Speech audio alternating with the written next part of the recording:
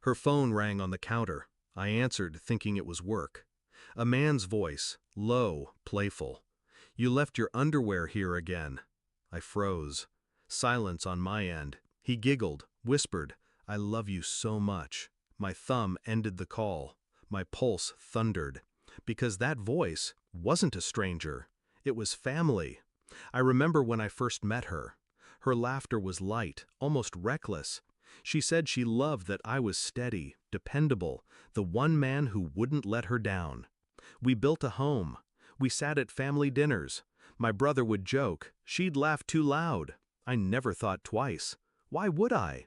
He was blood. She was mine. Or so I believed. The signs had been there. Subtle. Nights she claimed exhaustion but smiled at texts in the dark. Trips to the store that lasted longer than the store stayed open.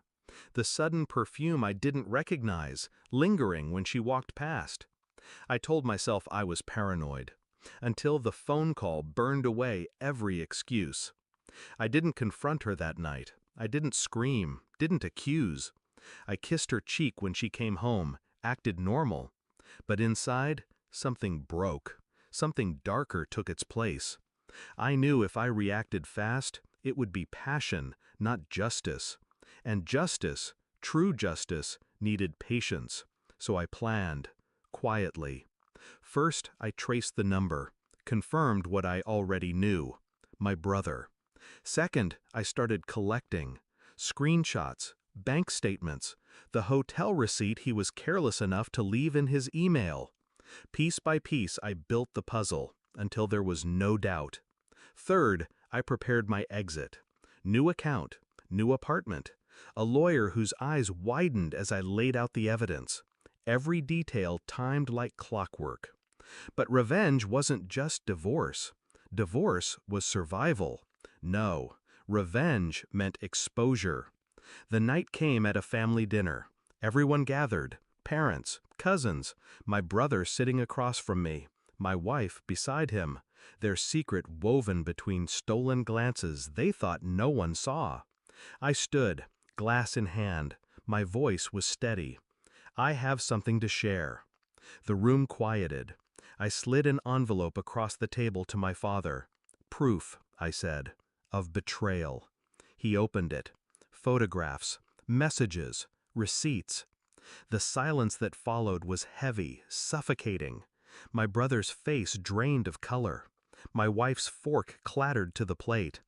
I kept talking, calm, controlled. She lied to me. He lied to all of you. And while they were together, I was building a way out. Effective tomorrow, she's gone from my house. He's gone from my life. And both of them will face the legal consequences I've set in motion. The confrontation wasn't fire, it was ice. I didn't need to shout. The evidence did the screaming for me. My father's stare cut into my brother. My mother wept into her hands. And my wife? She reached for me, stammering, "Please, let me explain."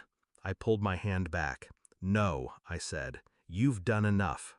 She realized then, she wasn't just losing me, she was losing everything. The fallout was swift. Her friends dropped her when the scandal spread.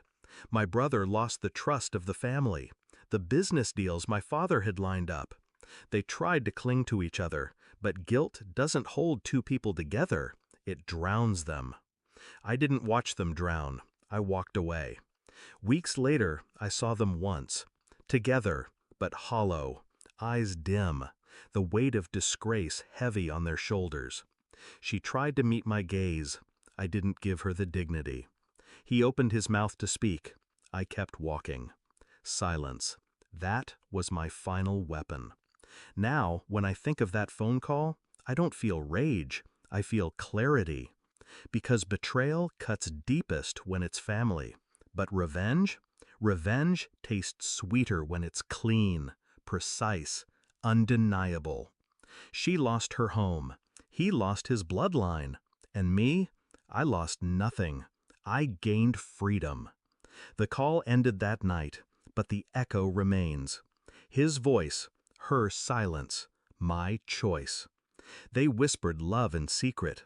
I whispered goodbye in public, and when the dust settled, I was the only one still standing.